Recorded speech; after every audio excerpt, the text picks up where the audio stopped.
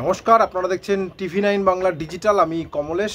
গতকালই আবহবিদরা বলেছিলেন যে নিম্নচাপের মেঘ কেটে যাচ্ছে, তাপমাত্রা কমবে এবং আমরা গতকাল থেকে দেখেছি রোদ ঝলমলে আকাশ এবং রাত্রেবেলাও আকাশ পরিষ্কার ছিল। সেই সুযোগে মানে একদম তাপমাত্রা নামার মতো পরিস্থিতি, অনুকূল পরিস্থিতি ছিল এবং তাপমাত্রা নেমেওছে। কলকাতার তাপমাত্রা গতকাল 19 ডিগ্রির ওপরে ছিল, আজকে সেটা 16.5 ডিগ্রি সেলসিয়াসে নেমেছে, অর্থাৎ অনেকটাই প্রায় 3 ডিগ্রি তাপমাত্রা কমলো।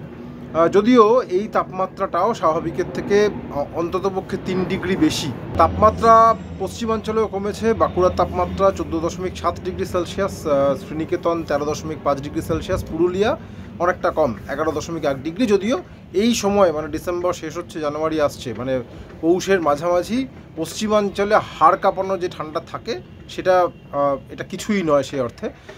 আগামী কয়েকদিনে আবহবিদরা যেটা বলছেন, যেহেতু আরেকটা পশ্চিমী ঝঞ্ঝা তার পূর্বাভাস ছিল এবং সেই পশ্চিমী ঝঞ্ঝা ইতিমধ্যেই উত্তর পশ্চিম ভারতে প্রভাব ফেলতে শুরু করে দিয়েছে।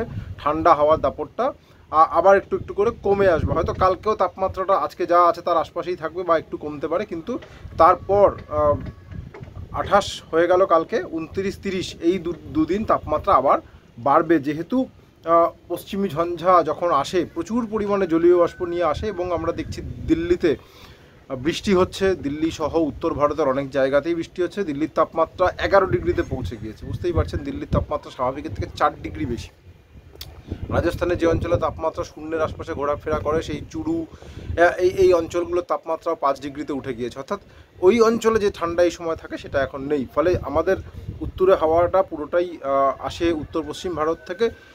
ফলে সেখানে যখন ঠান্ডা সেরকম নেই, ফলে এই উত্তরে হাওয়াটা খুব একটা জোরদার হওয়ার সুযোগ পাবে না, বরং তাপমাত্রা আরেকটু বাড়তে পারে রবিবার সোমবার নাগাদ। তবে আসার খবর, যারা শীতপ্রেমী তাদের জন্য এটা ভালো খবর। আবহাওয়াবিদরা যেটা বলছেন, মঙ্গলবার অর্থাৎ 31শে ডিসেম্বর অনওয়ার্ডস এই ঝঞ্ঝাটা চলে গেলে পরেই ভালো ঠান্ডা ফিরতে পারে। বিশেষ করে উত্তর ভারতে তো ঠান্ডা ফিরবেই এবং সেই সঙ্গে ঝঞ্ঝার পেছন শুকনো ঠান্ডা কনকনে বাতাস পূর্ব ভারতের দিকেও চলে আসবে আস্তে আস্তে। মানে 31শে ডিসেম্বর, 1 জানুয়ারি, 2রা জানুয়ারি এই ফেজটা, 3রা জানুয়ারি এই ফেজটায় তাপমাত্রা অনেকটাই এখন যেমন স্বাভাবিকের ওপর রয়েছে, তখন স্বাভাবিকের কাছাকাছি বা স্বাভাবিকের নিচে নেমে যেতে পারে।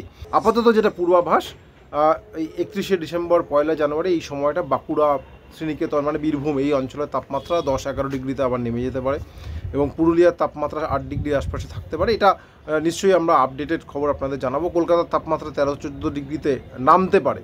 কিন্তু ওই যেটা বললাম, যেটা গতকালও বলছিলাম, যে এই যে নতুন ঠান্ডা পড়ার সম্ভাবনাটা তৈরি হচ্ছে, সেটাও যে খুব অনেক দিন ধরে ঠান্ডা থাকবে সেরকম নয়। তার কারণ 4 জানুয়ারি থেকে আরও একটা শক্তিশালী পশ্চিমী ঝঞ্ঝা আসার পূর্বাভাস ইতিমধ্যেই আবহবিদরা দিয়ে রেখেছেন।